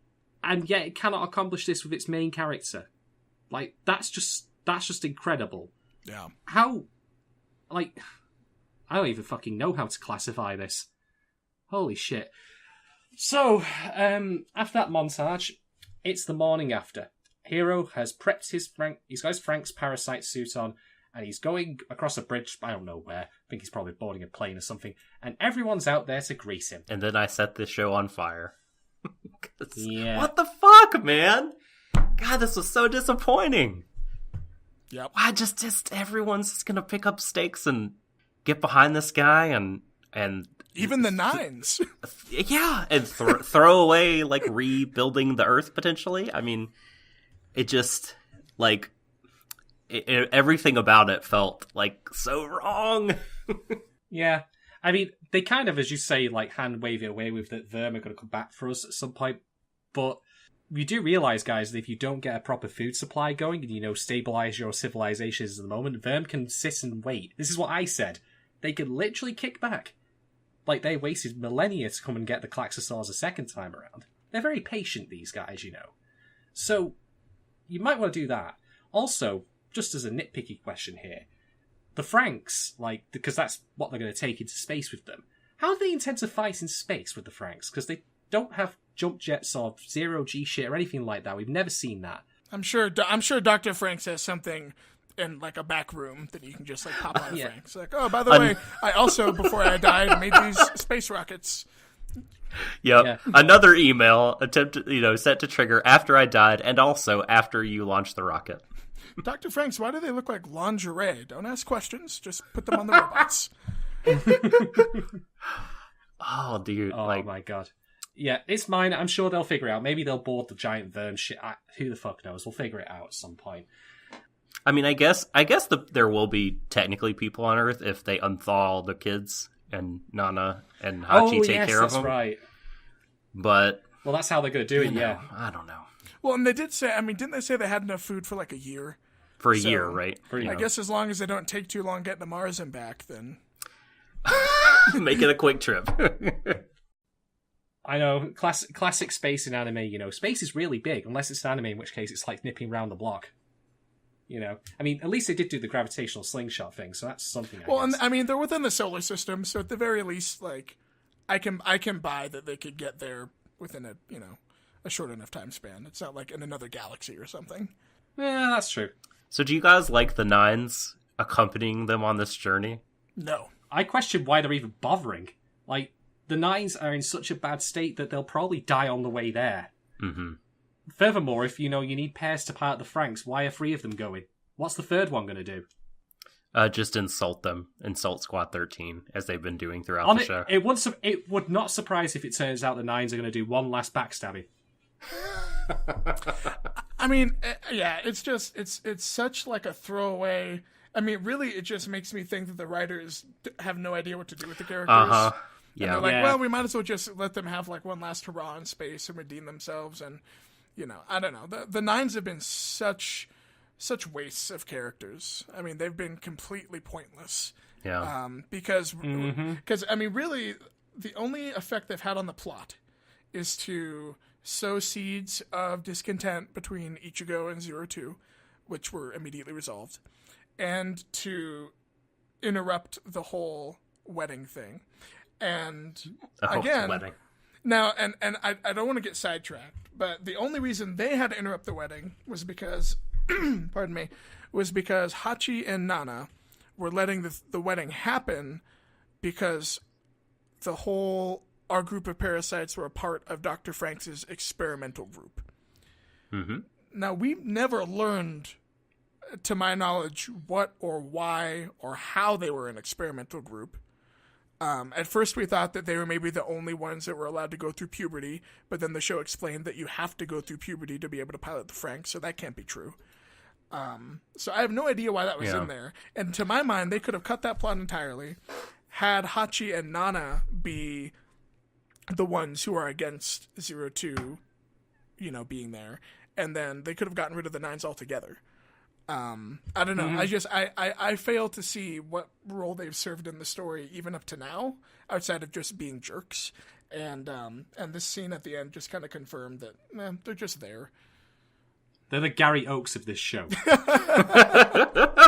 It's true. The experimental, like what Franxx is trying to accomplish, is a very good point. Like, because I feel like, so one time it was said that they were the only squad to go through puberty together, and I don't know what material difference that makes, among squads if some go through puberty at different times. Like, what is that? Like, I don't see.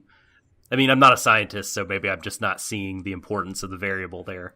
And I think the only other thing that he said about it directly was that he's trying to, like, learn about sex and reproduction or something. Wait, wasn't the experimental control, even though the show contradicts itself on this, the fact that they were allowed to have their emotions while the others would not? That was the thing that I thought. I think so. I think that's true as well. But then again, Franxx contradicts himself in his fucking flashback. I know. In which he didn't explain jack shiddly shit. So go figure. That, I think, is the idea they had. Let them have their own emotions, so that he can learn about human love or whatever, like how it used to be. What is love? Baby, don't hurt me.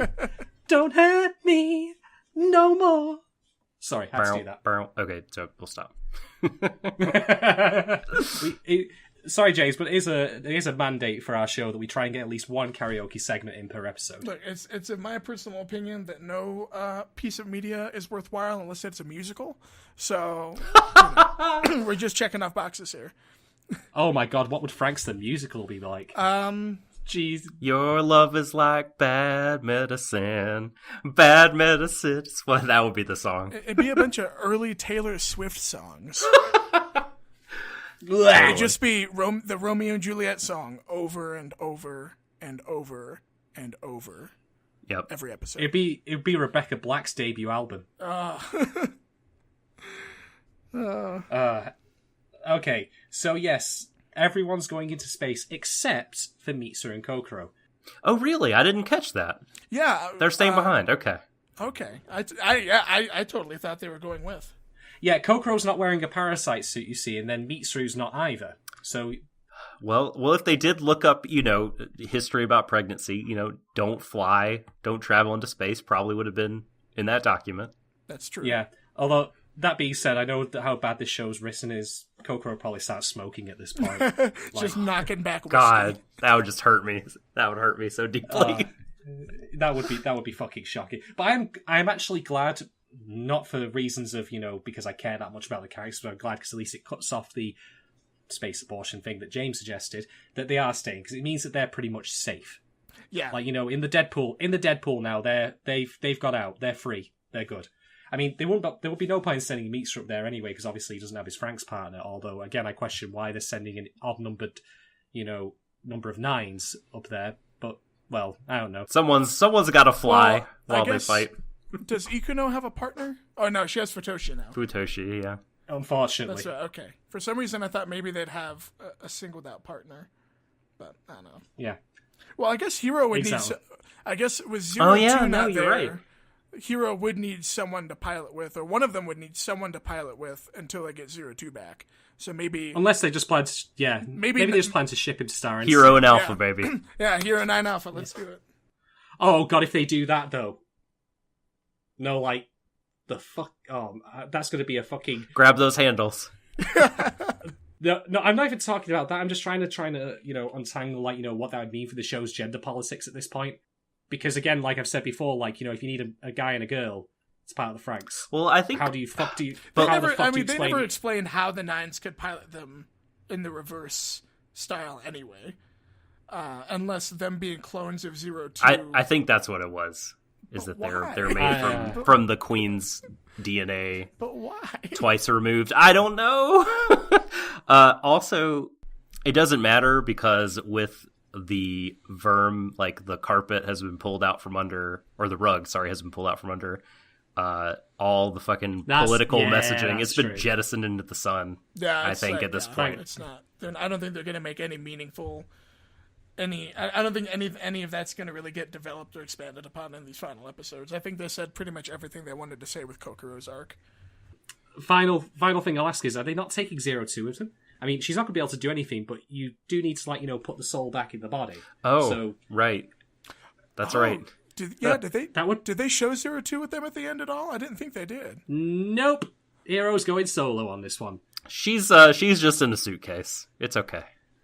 What does he plan to do? Download her soul onto a fucking floppy disk? Is he going to put it on the cloud? Where's the game plan here? Take her with you. Maybe a hero's going to have to sacrifice himself to Yay! I'm in with that. But then 02's still going to be on Earth, so she'll get her brain back, but she'll also be space pregnant.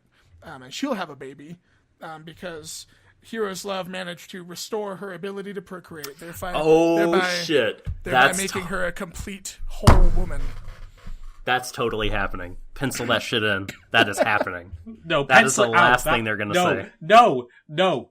Pencil that shit out, because I already don't like it. Fuck. It's a miracle. It's a Christmas miracle. Hero. Did we literally say that Hero was anime Jesus? So, oh shit. Oh yeah. Hey. And she's gonna name the baby Anakin. Either that or Later Atreides II. Holy shit. Fucking hell. Well, they'll have Eve and Mitsu and Koku can have Adam. And there you go. No. There you go. No. Welcome to Earth. Yeah, with an F. Jeff Goldblum shows up and life has a way. Life finds a way. Did we say in a previous episode that perhaps what they did with the 9s or possibly 02 was filling the DNA with a frog? That's right, the West African frog that can change sex at will. Dino DNA? Dino, yes. Is that little DNA guy, is he Ape? Is he a member of Ape? He's a bird. Mr. DNA, are you a verm? All right, I think he was the kids. final boss. We can't have any of that heterosexual marriage now. Again, A+. A+. Mm-hmm. Yeah, I know. That would save this show, like, if it turned out that was the case. It's all a Jurassic World tie-in. Dr. Franxx, like, somewhere, they cut to him and he just says, spared no expense. He's dressed like Dr. Hammond. Yes, Like, yes. Oh, man. So, that is the end of episode 22, Stargazers. Woo-wee! That was, again, it's Darling in the Franxx at this point, like, you know, every single episode is like a trial by fire. Although this one was better, admittedly. Mm-hmm. It had This higher highs one- and lower lows, I think. That's fair. Yeah, I would agree. Indeed, I would probably have actually quite liked the episode overall had they... Well, I mean, they needed to sharpen and refine a couple of things, in my opinion, but if they just ejected Hero's fucking lines, I would have probably liked this episode a lot more. Yeah. So, James, here on Warui Deshou, we do give our, post-mortem scores here out of 5, and you can be as granular as you like. So, out of 5, how would you rate this episode? I'm going to go ahead and say probably 2.5, straight down the middle. I think the Goro stuff and the survival stuff is generally pretty good. And like you said, there's scenes with Nana and the other characters that verge to or actually succeed at being great. But everything with Hero and the 9s, I think I would lump into. All of that's just bad. It's just lame, gross, dumb writing, and so I think there's just as much to dislike about this episode as there is to like about it. So 2.5 for me. Fair enough. And Doctor, how about you? I'm going to give it 3.25 dead crops out of 5. Much like you just said, James, like the highs for me were very, very high. And in isolation, I think there's a lot to like about this episode. But, it is part of this show and has to shuffle along the overall plot of the show. And I think that's part of what really dragged it down for me. Mm-hmm. Yeah, it's this point in the show's run, like, we're dealing with all the stuff that came before. So, it's too late now to contextualize away Hero's stupid fucking, selfish behaviour. If they'd have done that earlier in the show throughout the entire... So, I mean, I have to say that something I forgot to mention is I very strongly get the idea or the impression that this is meant to be a callback to Ava, specifically Hero as Shinji. I think that's the intent. But the execution, my complaint with Ava, amongst other things, was I don't feel that I personally got enough context of Shinji's relationship with Gendo in order to, make heads or tails of his behaviour. But we got some. I understood that was present. I understood that there was a bad history between the pair of them. There's nothing at all in this show to contextualise away Hero's fucking rancid behaviour. Despite, indeed, the show completely ignores it. As far as it's concerned, butter wouldn't melt on him. So you got to put all your Ava takes on ice along with the kids until you rewatch it. This is true. It's been too long. This is true. It has. So, okay, for me, I'm going to actually match James's score, and I'm going to give it 2.5, ape-branded shovels out of 5. Beautiful. Basically for the same reasons, as Doc and James. So I think that I have to praise the direction of this episode. I'm very glad that Noriko Tsukawa came back. I honestly, if there's one thing I'll take away from this episode outside of it, I hope she gets more work. Yeah, I get the feeling there's a real talent there behind. She's got real skill with this, and a real idea of how to make the best with the material that she's got. As far as the visuals and directing goes, this show's going to look great on everyone's CVs. It's outside of a couple of clunky sequences in the past 4 or 5 episodes, it's been pristine mostly as far as the visuals are concerned. Yeah, especially given the show's troubled production. Yeah. So I hope that if nothing else, again, that she goes on to give her own show. Just I'd say do that. Give her own show. That would be amazing. People liked Idolmaster, right? Idolmaster, asking me to, like, you know, rate or understand Idolmaster is like asking someone who's lactose intolerant to drink milk and then tell you how good it is. Well, Doesn't matter how good I the milk is. wouldn't personally go that far, but it is a world I'm unfamiliar with. I guess I'm saying, like, she did get to direct, you know, a couple seasons of an Idolmaster property, so yeah, I hope this just, like, continues to make the case for her to be given prominent creative roles. I hear you on that.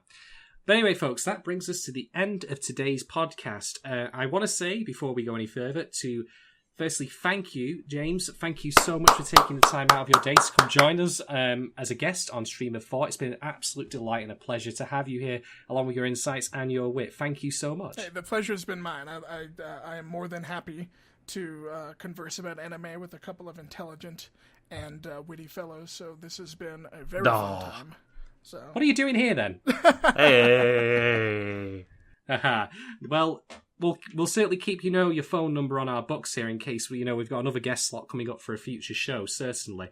Totally. James, would you do me a favour and tell our lovely audience here where they might find you on Twitter and where they can look up your works and your written projects? Yeah, on Twitter I am at KickTheBeckett. That's Kick the Beckett with 2 T's at the end. My blog is kickthebeckett.wordpress.com. I mostly just relink to the stuff that I've published on Anime News Network for now, but I'm hoping to expand that into the future. And if you don't want to bother with a WordPress blog, then you're more than welcome to go to Anime News Network, where you can find pretty much all of the writing I'm doing as of now, as far as episodic reviews, DVD reviews, series reviews, and the like. Excellent. And my good friend, the Soul Doctor, would you very kindly tell the audience where they can find you? Indeedy. So, like always, at the Subtle Doctor on Twitter to talk anime, video games, wrestling, other assorted nerderies. Hit me up. Excellent. You can find me, folks, at Shaden1010 on Twitter if you want to talk to me about fighting games, or games about fighting, or games, or the games with fighting thereof. And anime. That's just one of them. And anime, yeah. And British politics. You know, yelling a lot about British politics. No, please. So, no. About Brexit. Yes. That's the way to do it. Ladies and gentlemen, thank you very much for listening to Warui Deshou.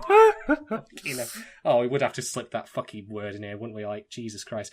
But anyway, until next time, folks, we'll return, of course, with episode 23 of Darling In The Franxx. We're finally in the home stretch. But from me, from Doc, and from James, I hope you all have a very good evening. And as always, embrace each other, everyone, until the ends of the universe. Mwah.